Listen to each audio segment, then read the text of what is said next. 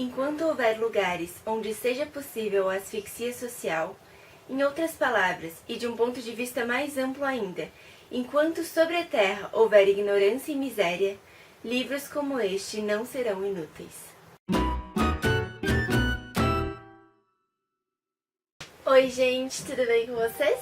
Minha dica de livro dessa semana vai ser de um clássico. Eu gosto muito de clássicos da literatura. Comecei a ler os clássicos no ensino médio, confesso que na época eu não era lá muito fã, assim, no início pelo menos. Ali pelo terceiro ano eu já tava gostando bastante de ler os clássicos. Claro que quando tu começa a ler um livro clássico e tu não tá acostumado, é meio estranho, não vou enganar vocês, não é uma coisa tipo, tranquilo. Primeiro, tu tem que se concentrar de verdade. A linguagem é bem diferente do que a gente está acostumado em livros, digamos, mais populares, né? É uma linguagem mais rebuscada, mas ao mesmo tempo eu acho que isso traz toda uma magia diferente. É uma coisa normalmente muito bem pensada.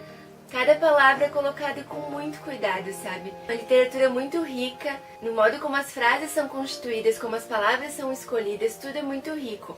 E normalmente as literaturas essas mais clássicas são muito ricas em descrições também. E as histórias, né, são muito variadas. Algumas têm muita aventura, não é sempre aquela coisa parada como a gente tem a impressão. Inclusive, essa que eu vou falar hoje é uma história riquíssima. Acontecem muitas coisas na história, muitas mesmo. É um livro grande?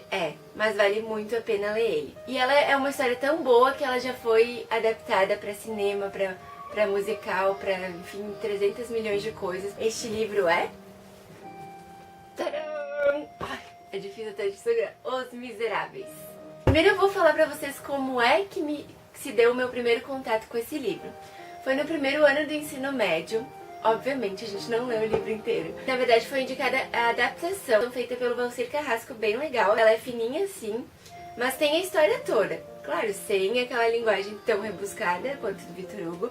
É um resumão, assim, mas é bem legal, assim, pra quem quer ter um primeiro contato, tem um pouco de medo, assim, de pegar já o livro direto. Daí eu li essa história e achei muito legal, achei, assim, o enredo genial e pensei, um dia eu vou ler essa história, o original dessa história. Os anos se passaram, eu já tava na universidade, eu resolvi ler a obra completa. E daí eu comprei num sebo 2 volumes. Comecei a ler, muito legal, tudo show de bola. Li o primeiro volume, li o segundo volume, terminei de ler. 2 volumes, né? Chegou o Natal, meu pai me deu este livro aqui. Essa coisinha pequenininha aqui. Isso aqui é a cara de uma das personagens, que é a Cosette. E daí, olha, o cabelo dela segue até atrás do livro. É lindo esse livro, lindo, maravilhoso. Eu pensei, meu Deus, é um livro que eu amei, é porque eu já li que eu vou trocar, né? Óbvio que eu vou ficar com essa edição maravilhosa de lembrança. E um belo dia, resolvi pegar, né? E achei estranho. Nossa, mas esse livro é muito mais grosso do que esses 2 livros. Esquisito, né? Daí eu peguei a primeira página, li o primeiro capítulo e comecei a comparar. O que eu não descubro? O que eu descubro é que estes 2 que eu li, crendo que era a obra inteira, não eram. Eram ainda um pouco resumidos. Aqui nós temos a obra inteira. Então, meu Deus, eu não acredito que eu fui enganada desta forma. Não li o livro inteiro ainda. Tive que conviver com isso. Agora me perguntem se eu já li esse aqui. Não, ainda não, gente. Mas esse aqui é quase ele inteiro, assim, ó. É bem mais completo do que o primeiro que eu li. Um dia eu ainda vou chegar a ler isso aqui. Então eu vou falar deste livro hoje. Eu diria que o tema central dele é a miséria humana. E eu diria que não só a miséria no sentido de não ter dinheiro, de ser muito pobre, mas também a miséria de sentimentos, de uma alma pobre, sabe? Tem personagens assim dentro do livro, então eu acho que ele fala da miséria nesse sentido também. Ele se passa no período pós-Revolução Francesa, entre 2 batalhas, e ele culmina mais ou menos com o motim de 1832. Foram barricadas que foram erguidas em várias ruas de Paris, que era um protesto principalmente das pessoas mais pobres, do proletariado, contra a monarquia que tinha voltado a ser instaurada. Por quê? Teve a Revolução Francesa, eles derrubaram o rei, blá blá blá, né? Só que, um tempo depois, foi instaurada a República, mas um tempo depois voltou a monarquia. E a situação deles era meio crítica de novo, né? Tipo, de pobreza, de algumas pessoas e tal. Então, teve essas novas revoltas nessa época. E esse é mais ou menos o pano de fundo da história essa dos Miseráveis. Os Miseráveis tem um personagem principal, que é o Jean Valjean, que é um cara assim, ó, sofreu. põe pessoa sofrida na vida. E durante o livro ele adota mais de um nome. Então ele tem mais uns 3 nomes no decorrer da história, porque ele vai se disfarçando. Como é que começa a história? O Jean Valjean foi preso porque ele roubou um pão para alimentar a família, né? Uma coisa, já é uma desgraça isso. E daí acho que ele tenta fugir, e daí a pena dele aumenta. Enfim, ele fica muito tempo preso, até que um dia ele é libertado.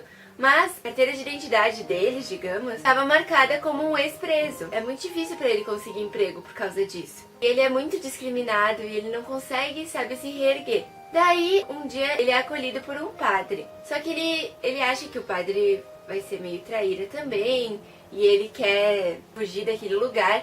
E ele resolve fugir de noite, levando umas pratarias da casa do padre. Só que quando ele tá fugindo, pegam ele de novo. E daí, teoricamente, ele iria preso. Mas o padre vai lá e salva ele. E diz que foi presente dele. E ainda dá mais uns candelabros pra ele. E diz, olha, eu tô te estendendo a mão. O que eu te peço em troca é que no futuro tu estenda a mão pra outras pessoas também. E ajude elas. O Jean Valjean resolve mudar de nome. Se torna prefeito de uma cidade. Constrói uma fábrica. Emprega um monte de gente. É uma pessoa muito querida e blá blá blá. E aí entra a segunda personagem importante da história, que é a Fantine. Que trabalha nessa fábrica do Jean Valjean, mas eles até então não se conhecem. A Fantine, ela se apaixonou por um cara, engravidou, e o cara fugiu e abandonou ela, deixando ela com a filha, que é a Cosette, que também é uma personagem bem importante dessa história. Tipo, mãe solteira naquela época, pensa, bem difícil. Ela tem que esconder essa filha dos outros. Então, ela dá pra uma outra família criar, que são os Thénardier. E ela vai mandando dinheiro, conforme ela recebe da fábrica, pra eles criarem essa filha. Só que em determinado momento, na fábrica, descobrem que ela tem uma filha. Acaba sendo demitida. E ela acaba indo pros becos, ela tem que se prostituir. Enfim, o filme que eu vou falar depois, que é a Anne Hathaway que faz a Fantine, com certeza é a cena mais triste. E ela vende o cabelo, vende os dentes, ela vende tudo pra conseguir mandar o dinheiro pros Thénardier sustentarem a filha dela. Ah, é uma desgraça, uma miséria mesmo, assim, ó. É muito triste. As they turn your dream to shame.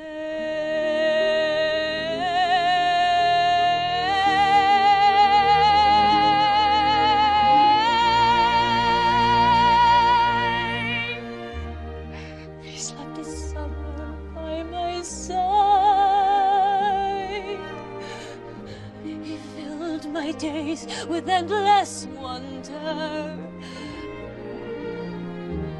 He took my childhood in his stride,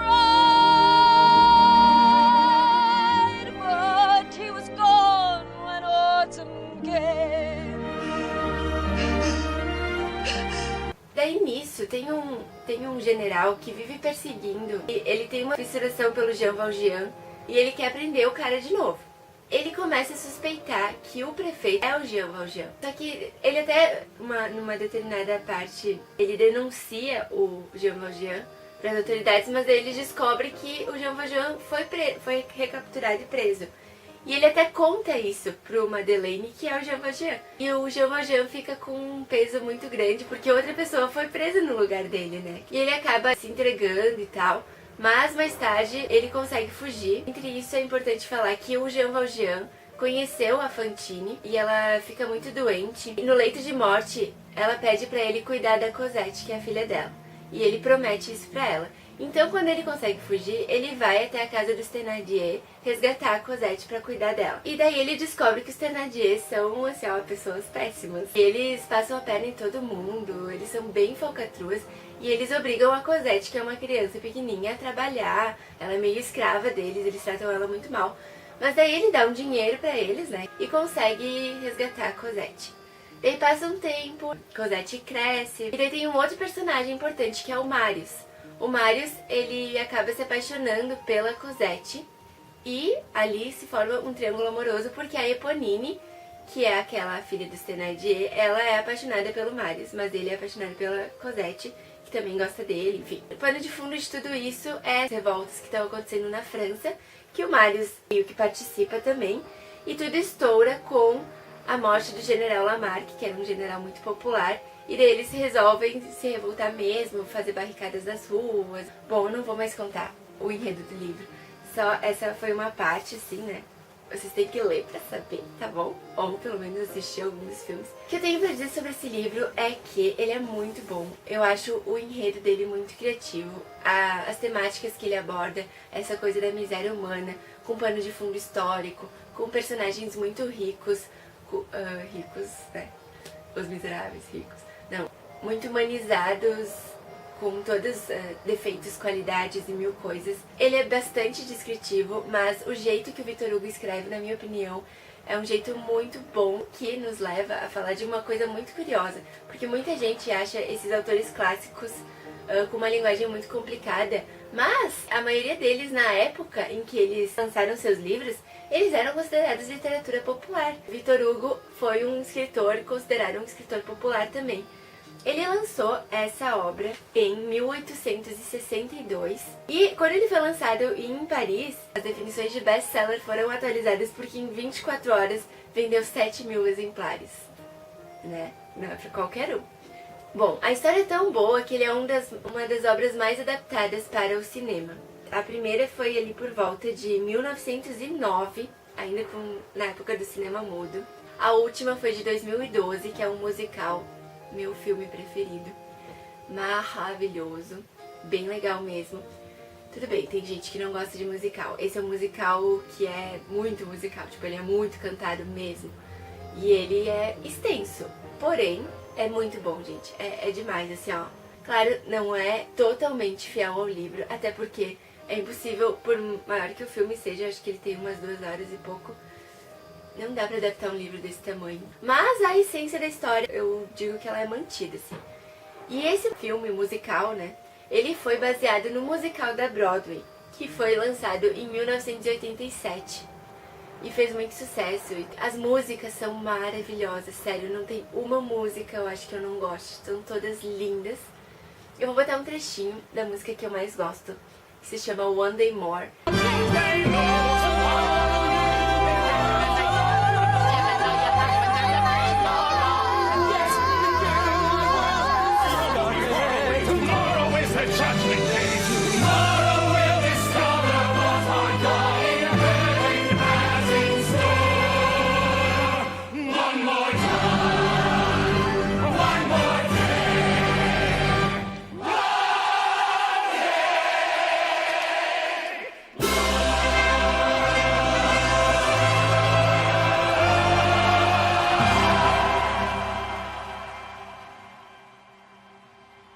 E daí depois, esse ano, entrou em cartaz aqui no Brasil o musical brasileiro. Entrou em cartaz em São Paulo. Por um outro motivo, eu estava indo pra São Paulo. Eu resolvi que eu ia assistir. E eu fui assistir.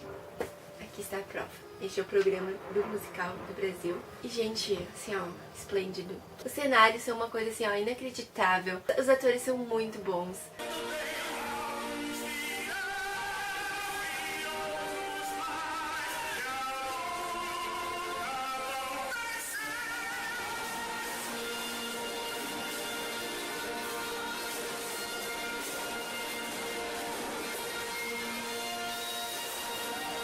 As músicas foram muito bem adaptadas, ele é em português, né? No caso do filme, do musical da Broadway, é tudo em inglês.